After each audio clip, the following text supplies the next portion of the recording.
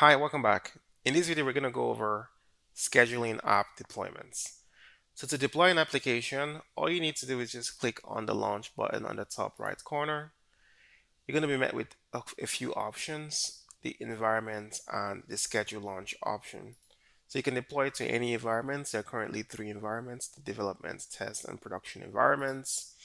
So to schedule an app deployment, all you need to do is hit the schedule launch button. And there are two options. You can basically set the date and time of the intended deployment and then the time zone. And here we have all the time zones of the world, and it's going to default to the time zone for your browser.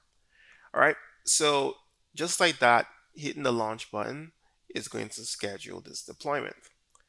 So the schedule deployment or the schedule launch workflow is perfect for deploying things at a specific time. So you can think of doing this for for your website when you're trying to launch a new product line, when you're trying to show a new design and it's ready, it's been tested, but you want it to be visible to the general public at a specific date and time. All you just need to do is pick that date and time and just launch and forget about it. And automatically, when that time is reached, the system will basically deploy your application. That's it. It's that simple. All right. That's it for this video. See you in the next one.